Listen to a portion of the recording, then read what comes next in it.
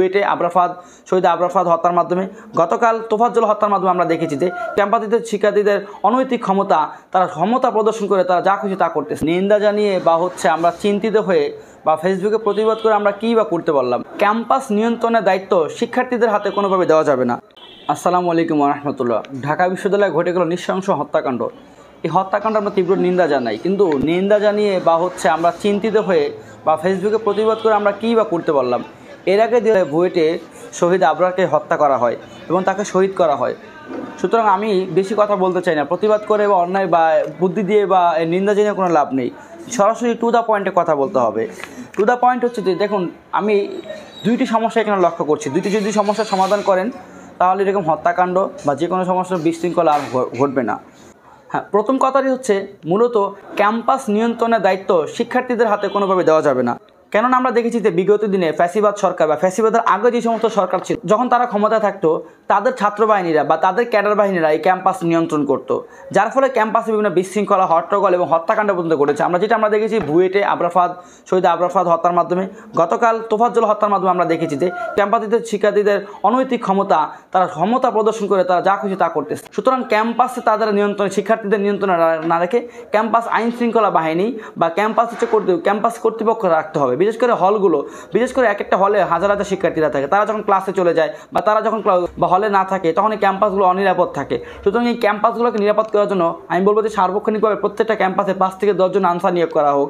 এই ক্যাম্পাসে কোনো সমস্যা, কোনো ঝামেলা, কোনো ফ্যাসাদ বা কোনো চোর ডাকাত ধরা পড়লে সেটা সাথে সাথে শিক্ষার্থীরা আনসারকে ডাকবে বা আনসারের হাতে সোপর্দ করে দিবে এবং আনসাররা একটা যৌক্তিক ব্যবস্থা নেবে।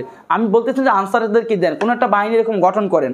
আনসার একটা উদাহরণ মাত্র, একটা বাহিনী গঠন করেন যে বাহিনী সমস্যা সমাধান করবে। আর নাহলে এরকম চুরি অপবাদ দিয়ে যে কোনো কাউকে মারা হবে। হলে এরকম থাকে, একটা হলে একটা গণরুমে 20-25 জন থাকে, কারোর প্রতি খবর আসলো তাকে মোবাইল চুরির অপবাদ দিয়ে, টাকা চুরির অপবাদ দিয়ে তারপরে ইচ্ছামতো অত্যাচার করা হবে, কারণ ক্যাম্পাস তাদের নিয়ন্ত্রণে চলতেছে। সুতরাং তাদের নিয়ন্ত্রণে না নিয়ে আইন শৃঙ্খলা বাহিনীর ক্যাম্পাসে নিয়ে আসতে হবে। এরকম কোনো বাহিনী তৈরি করতে হবে যারা ক্যাম্পাসের বিশৃঙ্খলা দূর করবেন, তারা সাহায্য করবে ক্যাম্পাসে।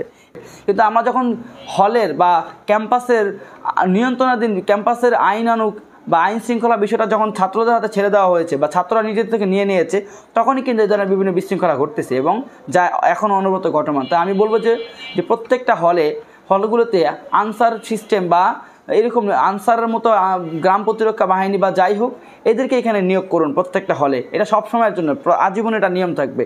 হ্যাঁ, আমরা জানি হলগুলো স্বাধীন, কিন্তু আমরা দেখেছি যে স্বাধীনতা পেয়ে তারা হলকে নিয়ন্ত্রণ করতে। সুতরাং হলকে ছাত্রদের হাতে না দিয়ে আমরা আনসার দিয়ে রাখতে পারি যে আনসাররা সবসময় হলে থাকবে। তারা হলে থাকবে মানে তারা গেটে থাকবে বা তারা এখানে স্টাফ হিসেবে দায়িত্ব পালন করবে। এখানে কোনো মারামারি, কোনো হট্টগোল, কোনো সমস্যা হলে তারা আনসাররা সেটা সমাধান করবে।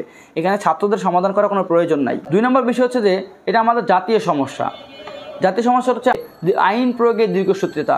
এই আইন প্রয়োগের দীর্ঘসূত্রতার কারণে আমাদের আসামিরাও শাস্তি পাচ্ছে না এবং অন্যান্য যারা আসামি রয়েছে বা অন্যায় করতে চায় তারাও এই থেকে শিক্ষা নিচ্ছে না। বিশেষ করে দেখুন, আবরার ফাহাদকে হত্যা করা হলো, সেই আবরার ফাহাদের আসামিদেরকে আজ পর্যন্ত তাদের ফাঁসি দেওয়া হয়নি বা কোনো বিচারকাণ্ড যৌক্তিক কোনো বিচার এখনও করা হয়নি। কেন? আইনের কেন এত দীর্ঘসূত্রতা লাগবে? সুতরাং আমাদের এখানে দেখতে হবে যে এখানে তো আবরার ফাহাদকে তো হত্যা করা হয়েছিল, তো এমন না যে 6 মাসের কোনো প্ল্যানিং, 10 বছরের কোনো প্ল্যানিং বা এটা অনেক গভীর কোনো কিছু, এটা তো সবকে প্রকাশ্যে। তাহলে কেন তাদের শাস্তি দ্রুত বাস্তবায়ন করা হচ্ছে না? এই যে এখন যেটা হলো, যাকে হত্যা করা হলো, এই আইনও কিন্তু দেখবেন যে 6 মাস 1 বছর ঘুরতে থাকবে। কেন ভাই?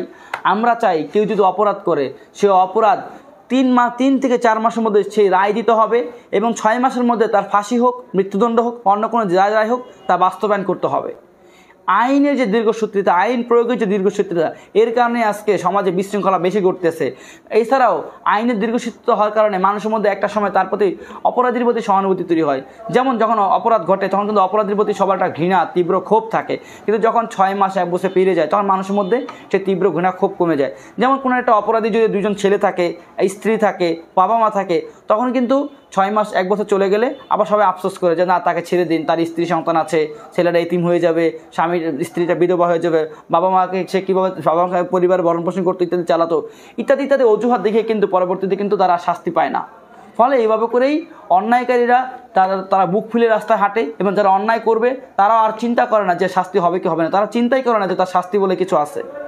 সুতরাং এই দুটি সমস্যা যদি সমাধান করা যায়, আশা করি যে বাংলাদেশের অন্যায় এবং ক্যাম্পাসে যে সমস্যা সেটা কমে আসবে। আসসালামু আলাইকুম ওয়া রাহমাতুল্লাহ।